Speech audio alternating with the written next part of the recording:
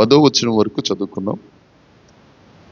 యెహోవా కొరకు నేను సహనముతో కనిపెట్టుకొంటిని, ఆయన నాకు చెవియొగ్గి నా మొర ఆలకించెను. నాశనకరమైన గుంటలో నుండి, చికటి గల దొంగ ఊబిలో నుండి ఆయన నన్ను పైకెత్తెను. నా అడుగులు స్థిరపరచు. తనకు స్తోత్ర రూపమగు కొత్త గీతమును మన దేవుడు నా నోట ఉంచెను. అనేకులు దాన్ని చూచి భయభక్తులు కలిగి యెహోవా యందు నమ్మకముంచెదరు. గర్విష్ఠుడనైనను త్రోవ విడిచి అబద్ధముల తట్టు తిరుగువారినైనను లక్ష్య పెట్టక యెహోవాను నమ్ముకొనువాడు ధన్యుడు. యెహోవా నా దేవా, నీవు మా ఎడల జరిగించిన ఆశ్చర్య క్రియలను, మా ఎడల నీకున్న తలంపులను బహు విస్తారములు. వాటిని వివరించి చెప్పేదననుకొంటినా అవి లెక్కకు మించి ఉన్నవి. నీకు సాటి అయిన వాడొకడునూ లేడు. బలులనైనను నైవేద్యములైనను నీవు కోరుటలేదు. నీవు నాకు చెవులు నిర్మించి ఉన్నావు. దహన బలులైనను పాపపరిహారార్థ బలులైనను నీవు తెమ్మనలేదు. అప్పుడు పుస్తకపు చుట్టలో నన్ను గురించి వ్రాయబడిన ప్రకారము నేను వచ్చి ఉన్నాను. నా దేవా, నీ చిత్తము నెరవేర్చుట నాకు సంతోషము. నీ ధర్మశాస్త్రము నా ఆంతర్యంలో ఉన్నది. నా పెదవులు మూసుకొనక మహాసమాజములో నీతి సువార్తను నేను ప్రకటించి ఉన్నానని నేనంటిని. యెహోవా, అది నీకు తెలిసే ఉన్నది. నీ నీతిని నా హృదయంలో ఉంచుకొని నేను ఊరకుండలేదు. నీ నీ సత్యమును నీ రక్షణను నేను వెల్లడి చేస్తున్నాను. నీ కృపను నీ సత్యమును మహాసమాజమునకు తెలుపక నేను వాటిని మరుగు చేయలేదు. దేవుడి వాక్యము మనందరి వినికిడిలో దీవించి ఆశీర్వదించి ఫలభరితము చేయును గాక. ఆమేన్, ఆమేన్, ఆమేన్. కూర్చుందాం, అందరం కూర్చుందాం. దేవునికి స్తోత్రం, దేవునికి స్తోత్రం. హల్లెలూయా, హల్లెలూయా. దేవునికి మహిమ. 40వ కీర్తన ఎటువంటి అనుమానం లేకుండా దావీదు గారు రాసిన కీర్తన. దావీదు గారు రాసిన కీర్తన. అయితే దావీదు గారు ఎప్పుడు రాశారు అని అంటే, ఈ 40వ కీర్తనే 2 భాగాలుగా మనం చేసుకోవచ్చు. 1వ వచనం దగ్గర నుంచి 10వ వచనం వరకు, 11వ వచనం దగ్గర నుంచి ఆఖరి వచనము వరకు. ఇది 2 భాగాలు. 1వ వచనం దగ్గర నుంచి 10వ వచనం వరకు దేవుడు దావీదు గారికి చేసిన మేళ్లను గురించి తెలియచేయబడితే, 11వ వచనం దగ్గర నుంచి ఆఖరి వచనం వరకు ఆయనకున్న శ్రమలను గురించి అది తెలియచేయబడుతుంది. ఇప్పుడు మనం మొదటి భాగంలో మనం 1వ వచనం దగ్గర నుంచి 10వ వచనం వరకు మనం చదువుకున్నాం. అయితే దావీదు గారు కష్టాల్లో ఉన్నప్పుడు, శ్రమలలో ఉన్నప్పుడు ఈ కీర్తన వ్రాశాడు. మొదటి సమూయేలు గ్రంథం 15వ అధ్యాయం 22వ వచనంలో ఒక మాట ఉంటుందండి. అదే మాట ఈ 40వ వచనంలో కూడా 6-7 వచనాల్లో వ్రాయబడింది. మొదటి సమూయేలు గ్రంథము 15వ అధ్యాయము 22వ వచనం. అందుకు సమూయేలు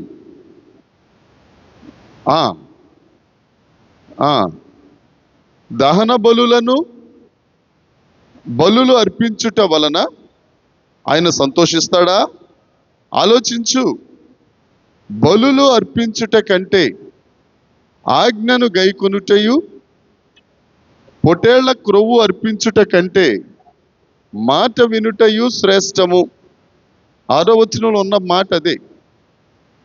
ఈ 40వ కీర్తనకు వెనకాల బ్యాక్ డ్రాప్ ఏంటి అని అంటే, ఈ అగగు రాజు అనే ఆయన్ని సంహరించి తీసుకురమ్మని దేవుడు ఆజ్ఞాపిస్తే సౌలు గారికి, ఆయన్ని చంపకుండా బందీగా తీసుకుని మంచి మంచి పొట్టేళ్లను, మంచి మంచి క్రొవ్విన దూడలను, ఆయనకి ఇష్టం వచ్చిన వాటన్నిటిని తెచ్చుకున్నాడు ఆయన. ఎవరు? సౌలు గారు. అప్పుడు సమూయేలు వచ్చి, ఎందుకు తీసుకొచ్చావు వీటిని, అసలు ఆయన ఎందుకు చంపలేదు నువ్వు అని అంటే, దహన బలి అర్పిద్దామని చెప్తున్నాడు. దేవుడి మీద ఎంత భక్తో ఈయనకి, దేవుడి మీద ఎంత భక్తో. తీసుకొచ్చిందేమో ఈయన ఇష్ట ప్రకారం, దేవుని ఆజ్ఞ ప్రకారం కాదు. అందుకే దేవుడు అంటాడు, బలులు అర్పించుట కంటే మాట వినుట శ్రేష్టం. మనం ఎంత భక్తిగా సేవ చేస్తున్నాం, లేకపోతే భక్తిగా చర్చికి వెళ్తున్నాం, భక్తిగా టైం టు టైం వెళ్తున్నాం, ఇవన్నీ కాదు. నువ్వు దేవుని మాట ఎంతవరకు హానర్ చేస్తున్నావు, దేవునికి ఎంతవరకు లోబడుతున్నావు, దేవునికి ఎంతవరకు విధేయత కలిగి ఉంటున్నావు, ఆయన సహవాసంలో నువ్వు ఎలా ఉన్నావు, అనేది ముఖ్యం. రెండవది, ఎప్పుడు ఈ కీర్తన రాయబడింది అని అంటే 10వ వచనం దగ్గర నుంచి చెప్పే మాట.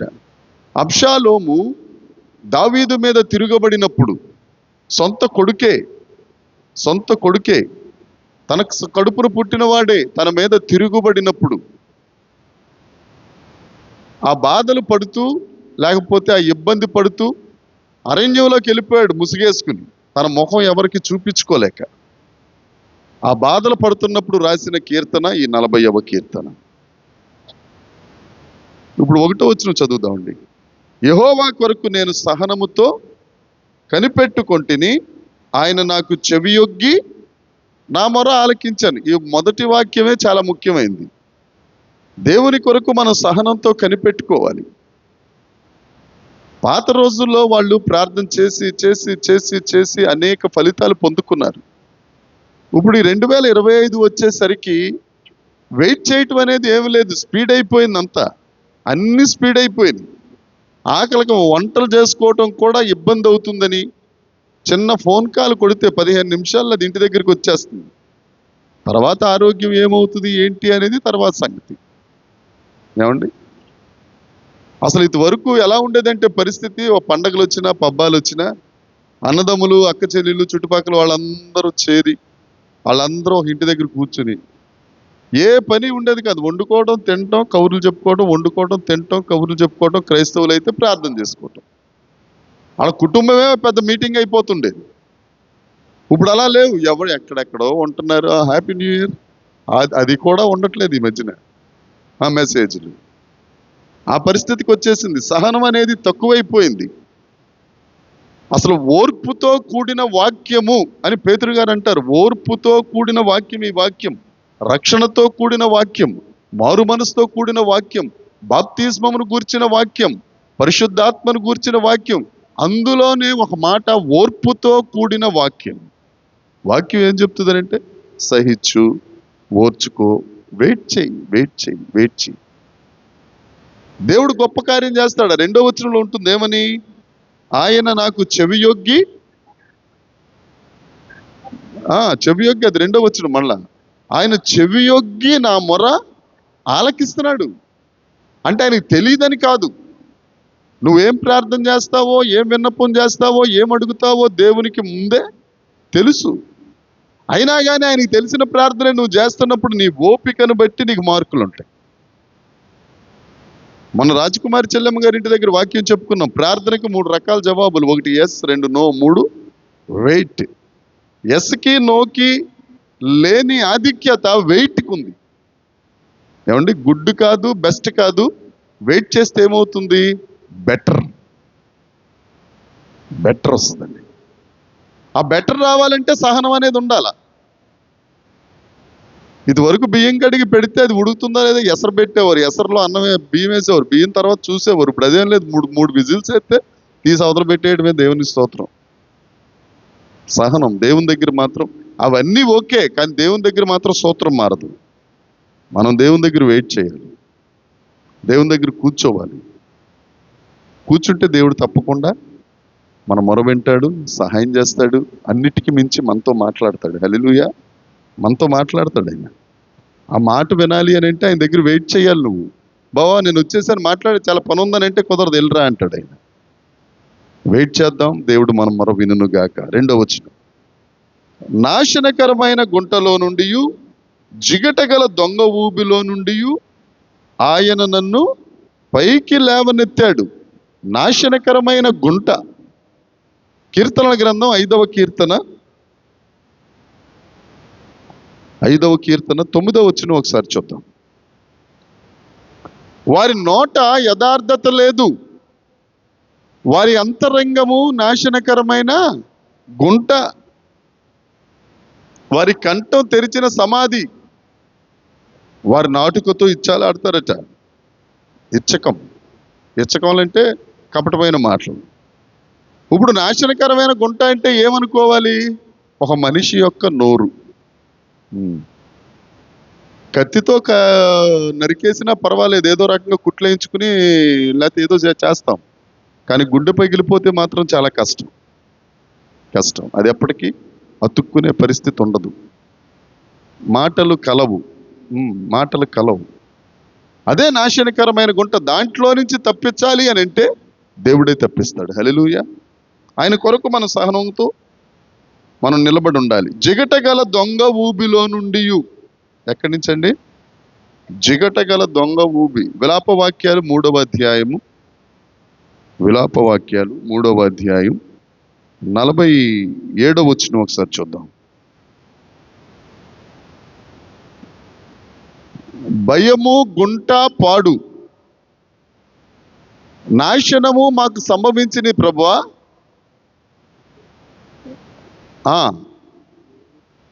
దేవుడు చూడండి, మనకు కలిగిన నాశనం చూస్తే కన్నీరు ఏరులై ఏరులై, మన సొంత వారే మనం నాశనం అయిపోతా ఉంటే చప్పట్లు కొట్టి నాకు ఇలా చేశాడు కాబట్టి ఇలాగ అయిపోయింది, దేవునికి స్తోత్రం అని స్తుతించే వాళ్ళు ఉన్నారు.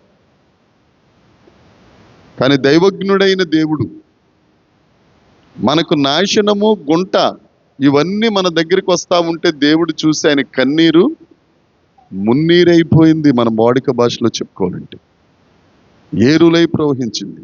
ఆయన అంటాడు, నాశనకరమైన గుంటలో నుండి, జిగటగల దొంగ ఊబిలో నుండి నన్ను పైకెత్తారు. అంతేకాదు నా పాదములు బండ మీద నిలిపి నా అడుగులు స్థిరపరిచాడు. మరొకసారి నువ్వు నాశనకరమైన గుంటలో పడిపోకుండా, జిగటగల దొంగ ఊబిలోనికి నువ్వు దిగకుండా, ఇక ఊబిలోకి దిగిన తర్వాత పైకి రావటం అనేది అంత ఈజీ అయిన పని కాదు.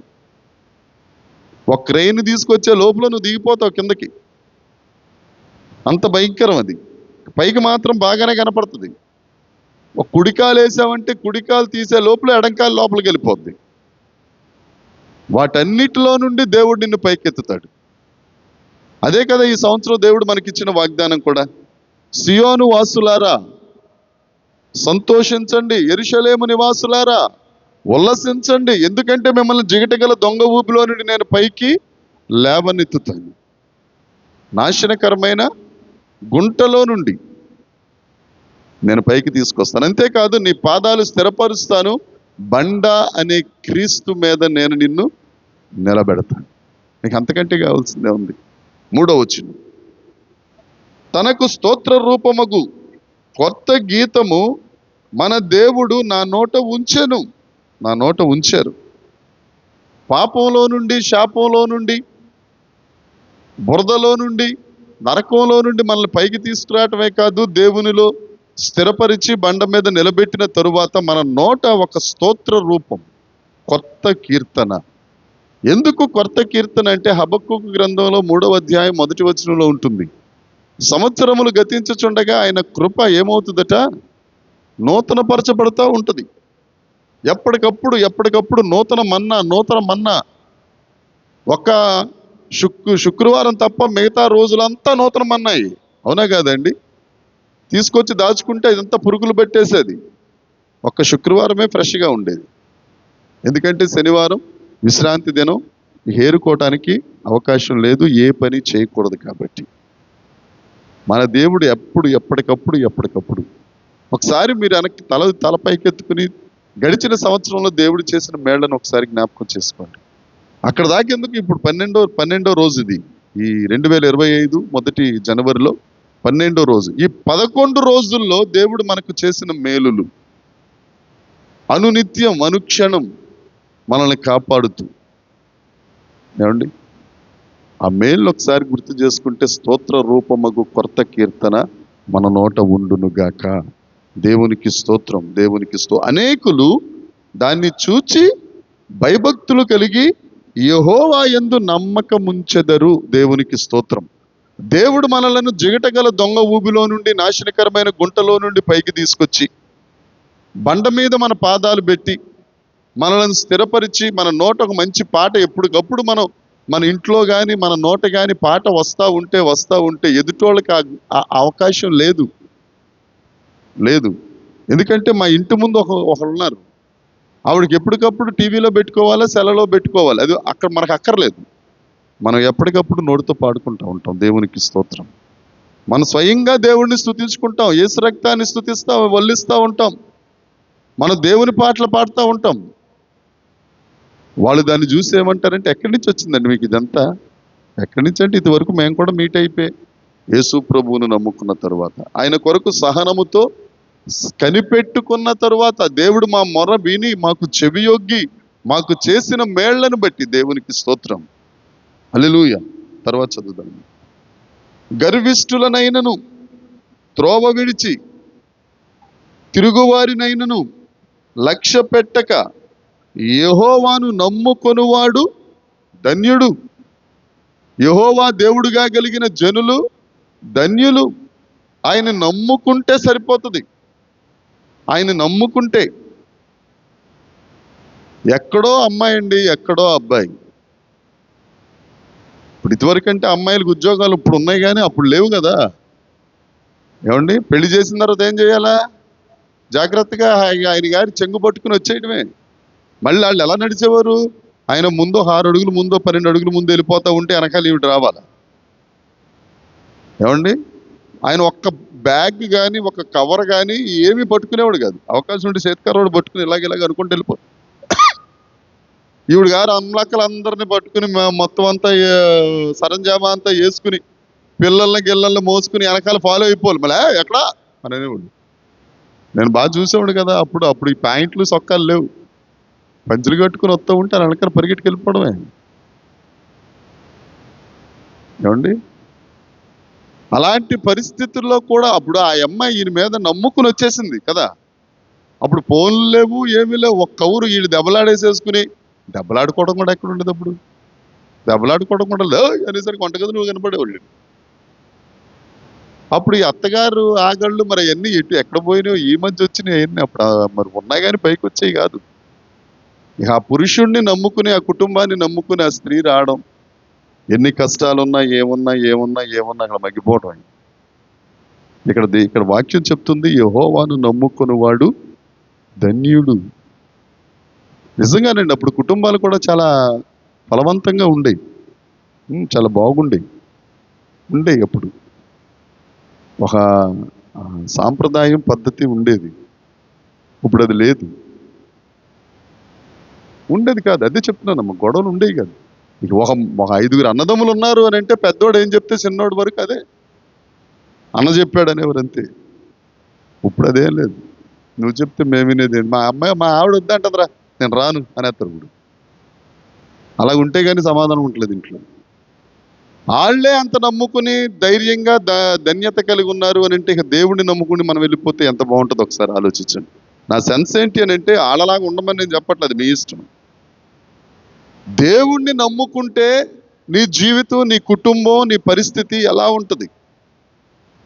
నువ్వు ఆయన నమ్ముకుని ఆయన దగ్గర ఊడికి చేసేస్తున్నావు అనుకో, నువ్వు ఎంత ఆయన దగ్గర తగ్గించుకుంటావో, దేవుని దగ్గర మనం ఎంత తగ్గించుకుంటామో, బయట దేవుడు మనల్ని అంతగా హెచ్చిస్తాడు. దేవునికి స్తోత్రం. హల్లెలూయా. హల్లెలూయా. నీకు చదువు ఉందా, ఏముందా ఏం అక్కర్లేదు ఆయనకి. 1 కొరింథీ పత్రిక 1:8 ఏంటి? జ్ఞానులను సిగ్గుపరచుటకు జ్ఞానహీనులను, ఎన్నిక కలిగిన వారిని సిగ్గుపరచుటకు ఎన్నిక లేని వారిని ఏర్పాటు చేసుకునే గొప్ప దేవుడు మన దేవుడు. పోయిన శుక్రవారం కూడా మనం మాట్లాడుకున్నాం. జ్ఞానులకు అందని జ్ఞానం పసిపిల్లలకు దేవుడిచ్చాడు ఆయన్ని నమ్ముకుంటే. ఓకే, తరువాత గర్విష్ఠులనైనా చదివేశామమ్మా. యెహోవా నా దేవా, ఆశ్చర్య క్రియలను, మా ఎడల నీకున్న తలంపులను బహువిస్తారములు, వాటిని వివరించి చెప్పేదని అనుకొంటినా మించి ఉన్నవి. నీకు సాటి అయిన వాడెవడు? ఇప్పుడు ఈ అమ్మాయి ఉంది, 4వ సంవత్సరం ట్విన్ అమ్మాయి. ఏమండి, ఆ అమ్మాయికి 17 సంవత్సరాలు వచ్చేసరికి నాకు 70 వచ్చేస్తాయి. అయినా కానీ నా ప్రార్థన ఏంటి? ఇందాక వచ్చేటప్పుడు కూడా అదే మాట్లాడుకున్నాం. 75 సంవత్సరాలైనా నన్ను బతికించుకుంటున్నాను. నీ సేవ చెయ్యాలి. రెండోది, ఈ అమ్మాయిని చూడండి. ఈ అమ్మాయికి ఉన్న తెలివితేటలకి, ఈ అమ్మాయికి ఉన్న పరిస్థితులకి, ఈ అమ్మాయిని మంచి పొజిషన్లో ఉంచాలని ఇప్పటి నుంచే మనం ప్లాన్స్ వేస్తూ ఉంటాం. ఎందుకు అక్కడ దాకెందుకు? నిన్న మా ఇద్దరం ఏదో మాట్లాడుకుంటా నాకు ఈ అమ్మాయి ఏమో చెవి ఇది చేయటం అలవాటు కదా. ఏదో మాట్లాడుకుంటుంటే జాగ్రత్త కొంచెం కళ్ళనీళ్ళు తిరిగి మాట మారింది అంతే. అవి కూడా 2 మాటలు మారినాయి. ఈ భుజం మీద ఉంది ఆ అమ్మాయి. విన్నమ్మా. మరి దీనికి ఏమర్థమైందో వెంటనే వచ్చి నా కళ్ళు తుడుస్తుందండి ఈవిడ. తొడవటం కాదు, నేను ఏడుతున్నాను అనుకుని ఆవిడ ఏడ్చారు. ఏమంటే ఇప్పుడు అంత తెలివిగల దాన్ని మనం ఏదో మంచి రేంజ్కి తీసుకెళ్ళాలి, లేకపోతే పలానా ఇలా స్థిరపరచాలనే ఆలోచనలు ఉంటాయి కదా. ఆవిడ పట్ల నాకే అన్ని ఆలోచనలుంటే సర్వ సృష్టికర్త అయిన దేవుడు ఆయన మన పట్ల ఎన్ని ఆలోచనలు కలిగి ఉంటాడు అనుకుంటున్నారు? ఆ మాట అదే, మా ఎడల మీకున్న తలంపులు బహు విస్తారం. ఎందుకు జరగట్లేదు అని అంటే మనం ఆయనకు దగ్గరగా ఉండట్లేదు అంతే. ఆ యెహోవాని నమ్ముకోవట్లేదు అంతే. నన్ను నమ్ముకోండిరా బాబు, నీకు మేలు చేస్తానంటే నిన్ను నమ్ముకుంటే ఏమొస్తుంది? సీరియల్ చూడనివ్వు, ఫ్రెండ్స్తో తిరగనివ్వు, ఇంట్లోనే ఉండిపోవాలా, ఒగ్గబట్టుకుని ఉండాలా, తినాలనుకున్నది తిండిపోతులా తినకూడదు, తాగాలనుకున్నది తాగకూడదు. అసలు ఏంటి మా పరిస్థితి? అబ్బెబ్బెబ్బ, ఇదంతా కుదరదు. దేవుణ్ణి నమ్ముకున్నప్పుడు మన ఎడల ఆయనకున్న తలంపులు బహు విస్తారములు. వాటిని వివరించేదని అనుకుంటున్నా లెక్కకు మించి. ఇప్పుడు దేవుడు మనకి ఎన్ని చేశాడో మనం కొన్ని చెప్పుకోగలం. ఇక ఆయనకు పూర్తిగా మనం లోబడిపోయాం, సరెండర్ అయిపోయాం అనుకోండి, లెక్కకు మించి. ఆఖరికి ఇక చెప్పలేక ఆయన అంటాడు, దేవా నీకు సాటి అయిన వాడెవడు? ఏమండి, నీకు సాటి అయినవాడు ఎవరు లేరు. ఎందుకంటే దావీదు గారు అది టేస్ట్ చేశారు. యెషయికి దావీదు అంత ఇష్టమైన కుమారుడేం కాదండి, కాదు. గొర్రెల కాపరి, కడసారి వాడు ఒకడున్నాడు ఆయనకి బిరుదిచ్చేశాడు తండ్రే. కడసారి వాడు ఒకడున్నాడు అంటే పాస్టర్ గారు, ఆడి వల్ల అవదులేండి, వీళ్ళ వల్ల ఉంది, ఆడి వల్ల ఏమవుతుంది? కొడుకులందరినేమో మిలిటరీ ఆఫీసర్లను చేశారు, ఈయన తీసుకెళ్ళేమో గొర్రెల కాపురం చేశారు. ఈ గొర్రెల కాపురేమో కనీసం తండ్రి పట్టించుకోడు, తల్లి పట్టించుకోడు, తల్లిని కూడా పట్టించుకునేవాడు కాదు ఆయన. పక్కింట్లో తిరుగుతా తినేవాడు ఈయన గారు. చరిత్ర చెప్తున్న మాట దావీదు గారు. అక్కడికి వెళ్ళి ఆ ముసలోళ్ళతో వాళ్ళతో మాట్లాడుకుని వాళ్ళు చెప్పిన దానిని బట్టి పాటలు పాడుకుంటా ఉండేవాడు దేవుని గురించి. దేవుడు అలాంటి వాడిని పికప్ చేశాడు. దేవునికి స్తోత్రం కలుగును గాక. దావీదు ఎడల దేవునికి ఉన్న తలంపులు బహు విస్తారములు. వాటి కొరకు దేవుడిని నమ్ముకున్నాడు దావీదు. అవి లెక్కకు మించిపోయి ఉన్నాయి. నేను రాజుని అయిపోయాను, అసలు ఆలోచనే ఉండదు కదండి. పశుదేది గొర్రెల పాక ఎక్కడ, రాజగృహం ఎక్కడ? అసలు రాజుగారి కూతుర్ని పెళ్లి చేయడం అంటేనే అది చాలా పెద్ద విషయం కదా అని ఆ మాట అంటాడు. నీకు సాటి అయిన వారు లేడు ప్రభువా, లేడు ప్రభువా. మా తండ్రి అనుకున్నాను కానీ కాదు ప్రభువా, తల్లి అనుకున్నాను కానీ కాదు ప్రభువా, భార్య అనుకున్నాను కానీ కాదు ప్రభువా, నీవే, నీకు సాటి అయిన వాడెవడు లేడు. దైవ జనాంగమా, మనం కూడా ఆలోచిద్దాం. మన జీవితాలు బాగుపడాలంటే నాకు తెలిసి 2025 సంవత్సరం దేవుడు చాలా స్పష్టంగా మాట్లాడుతున్నాడు. 2025 సంవత్సరం కూడా మన దేవుని రాకడకు దగ్గరగా ఉన్నాం. చాలా పరిస్థితులు మారబోతున్నాయని దైవ జ్ఞానులందరూ చెప్తున్నారు. ఇది శోధన కాలమని, ఇది శోధన కాలమని. ప్రకటన గ్రంథం 3:10 ఉంది, ఇది శోధన కాలం, అయినా కానీ నేను నిన్ను కాపాడేదను. ఈ శోధన కాలంలో మనం దేవుని చేత కాపాడబడాలి అని అంటే ఒకటే మార్గం, దేవుణ్ణి నమ్ముకుందాం. దేవుడికి మన ఎడలో ఉన్న తలంపులు బహు విస్తారాలు. ఆఖరికి ఇక అతి పెద్ద ఆశ ఏంటంటే ఆయనకి మనందరం పరలోకంలో ఉండాలని. ఆమేన్. మనందరం ఆయనతో పాటు ఉండాలని. ఆమేన్. మనమందరం ఆయనతో పాటు దేవునికి స్తోత్రాలు గానాలు చెల్లించాలని. దేవునికి స్తోత్రం. పోయిన శుక్రవారం నాగమణి చెల్లెమ్మ చెప్పారు కదా తన దర్శనాన్ని గురించి. దేవుని ఎదుట నిలబడుట, అసలు ఆ మాటే కొద్దిగా ఒళ్ళు గగురు పొడిచే మాట. దేవుని ఎదుట ఒక ఐఏఎస్ ఆఫీసర్ ఎదురుగుండా నిలబడాలి అని అంటే మనం ముందు నుంచే ప్రిపేర్ అవుతాం. మన వస్త్రధారణ, మన బిహేవియర్, ఇదంతా. అట్లాంటిది సర్వ సృష్టికర్త అయిన, సర్వాధికారి అయిన, సైన్యములకు అధిపతి అయిన దేవుని ఎదుట మనందరం నిలబడాలని ఆయన ఆశపడుతున్నాడు. ఆమేన్. ఆయన ఆశది, ఆయన తలంపది. అదే కదా రోమపత్రిక 8:28 ఉంది, దేవుణ్ణి ప్రేమించు వారికి మేలు కలుగుటకై సమస్తం సమకూడి జరుగుతా ఉన్నాయి. సమస్తం సమకూడి జరుగుతా ఉన్నాయి. ఏమిటా మేలు? మనకేదో కలిసి వచ్చేయాలి, ఒక డూప్లెక్స్ బిల్డింగ్ ఉండాలి, ఒక 2 కుక్కలు ఉండాలి, 10 మొక్కలు ఉండాలి, ఇది కాదు. ఇవన్నీ మామూలే. కానీ మేలేంటి అని అంటే ఆయన ఎదుట నిలబడుట. ఆయన ఎదుట నిలబడుట అసలు ఎలా ఉంటుందో చూడండి ఆ భాగ్యం. దూతలు, కెరూపులు, సెరూపులు. లూసిఫర్ ఎందుకు పడిపోయాడో తెలుసా అండి? లూసిఫర్ అసలు ఎందుకు పడిపోయాడో తెలుసా? సందర్భం వచ్చింది కాబట్టి చెప్తున్నాను. లూసిఫర్ ఎందుకు పడిపోయాడు? ఎందుకు గర్వించాడు? ఏమండి? తనకున్న ఆధిక్యతలను బట్టి గర్వించాడు. ఓకే, అది దానికి ముందు ఒకటి ఉంది. ఇంటికి వెళ్ళిన తర్వాత చదువుకోండి. హెబ్రీ పత్రిక 10:23లో ఒక మాట ఉంటుంది. ప్రతి ఒక్కరికి దేవుడు స్వతంత్రం ఇచ్చాడు. స్వతంత్రం మనకిచ్చాడు. స్వతంత్రం దూతలకు ఇచ్చాడు, కెరూపులకి ఇచ్చాడు, సెరూపులకి ఇచ్చాడు, అందరికి ఇచ్చాడు. దేవుడు స్వతంత్రాన్ని తీసేసే దేవుడు కాదు. వాక్యం ఏం చెప్తుందంటే పరిశుద్ధాత్మ మీ మీదికి వచ్చినప్పుడు మీరు స్వతంత్రులవుతారు. స్వతంత్రం ఇస్తాడు దేవుడు.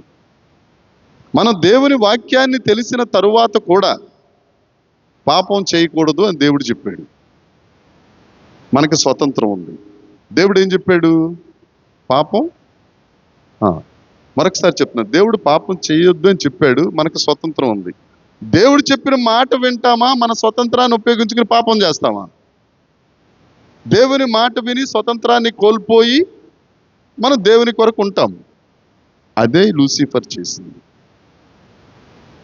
తనకున్న స్వతంత్రాన్ని ఆయన వినియోగించుకుని ఏమవుతుంది, గర్విద్దాం ఓకే అని గర్వించాడు. ఆ స్వతంత్రాన్ని ఆ స్వతంత్రం అన్న దగ్గరే మనం కంట్రోల్ తప్పకూడదు.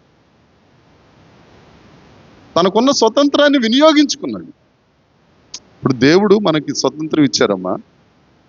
ఆ స్వతంత్రంలో కొన్ని ఆజ్ఞలు పెట్టాడు. ఏదేను తోటంతా వాళ్ళిద్దరిదే. ఒక ఆజ్ఞ పెట్టాడు. ఎదురుగుండా కాయలు కనపడుతున్నాయి, ఆజ్ఞ ఉంది. నువ్వు ఆజ్ఞ పక్కన ఉంటే దేవుడు పక్కన ఉంటావు. ఈ ఆజ్ఞని పక్కన పెట్టి నీ స్వతంత్రాన్ని ఉపయోగించుకుంటే పండుని తింటావు. పోయింది కదా. నీ స్వతంత్రాన్ని నువ్వు వినియోగించేసుకున్నట్టే. దేవుడు నీకు స్వతంత్రం ఇచ్చాడు. ఆ స్వతంత్రాన్ని నువ్వు ప్రేమిస్తున్నావా, ఆజ్ఞని ప్రేమిస్తున్నావా, నన్ను ప్రేమిస్తున్నావా? ఇక్కడ లూసిఫర్ గారు ఏం చేశారు అని అంటే ఆయన ఆ స్వతంత్రాన్ని క్యాష్ చేసుకున్నాడు ఆయన. ఎందుకంటే ఆయనకున్న ఫాలోయింగ్. కోట్ల మంది దూతలన్నా, లూసిఫర్ అన్నా ఏం పాడేవన్నా అని అంటుంటే ఎలాగుంటుంది పరిస్థితి? అక్కడే ఉండాలి. సురేష్ అన్న ఏం వాక్యం చెప్పావన్నా, నిజమా తమ్ముడు అనుకోకూడదు. మన వల్ల కాదు. ఈ వాక్యం చెప్పటం మన వల్ల కాదు. అది గర్వంగా మారింది. ఇక గర్వము సమస్త కీడులకు మూలమైపోయింది. ఎందుకు గుర్తు చేశాడు దేవుడి మాట? మనకి దేవుడు ఒక స్వతంత్రం ఇచ్చాడండి. ఆ స్వతంత్రం ఎక్కడ ఉపయోగించుకోవాలంటే మనం దేవుడిని సంచరించడంలో ఉపయోగించుకోవాలా. ఆయన ఆజ్ఞ వెనకాల పరిగెట్టడంలో స్వతంత్రించుకోవాలా. ఇప్పుడు సంఘంలో ఇంతమంది ఉన్నాం, వీళ్ళు ఇలా పరిగెడుతున్నారు కదా, వీళ్ళకంటే ముందెళ్ళిపోవాలా. మాట్లాడగానే పృథ్వీ గారు వాక్యం చెప్పేస్తున్నాడు, అచ్చిచ్చి పృథ్వీ గారి కంటే ముందు నేను వెళ్ళిపోవాలా. ఆ స్వతంత్రాన్ని మనం చేసుకోవాలి. కానీ చదువుతున్నాడులే, చదువుకున్నవాడు ఆ మాత్రం చెప్పడేంటి అలాగని అంటారు ఆడవాళ్ళు. అక్కడ తేడా కొట్టారు. అక్కడ దేవుడు పెద్ద రెడ్ మార్క్ వేస్తాడు ఇంటూ. పృథ్వీని బట్టి స్తోత్రం ప్రభా. నేను కూడా చదువుతాను తండ్రి. అది ఉండాల. ఆశ కలిగిన ప్రాణాన్ని, ఆసక్తి కలిగిన ప్రాణాన్ని, అది ఆసక్తి భక్షించడం అంటే దేవునికి స్తోత్రం. ఈ అయ్యగారేమో దాన్ని రకరకాలుగా మాట్లాడుకున్నారు. ఆయనతో పాటు కొంతమంది దిగొచ్చారు. ఆయనకు సాటి అయిన వారు లేడు. ఆ దేవుడు మన దేవుడు. ఆయన నమ్ముకుని వాడు ధన్యుడు. ఆయన నమ్ముకుందాం, ఆయన్ని హత్తుకుందాం, ఆయనతో సహవాసం చేద్దాం. ఏమండి, దేవుడు మనల్ని ఏ విధంగా ఆశీర్వదించాలో ఆయనకు ఒక ప్లాన్ ఉంది. హల్లెలూయా. దేవునికి స్తోత్రం. దేవుడి మాటలు దీవించును గాక. దేవుణ్ణి స్తుతిద్దామండి. కొద్ది నిమిషాలు స్తుతించుకుని దేవుణ్ణి మహిమపరుద్దాం.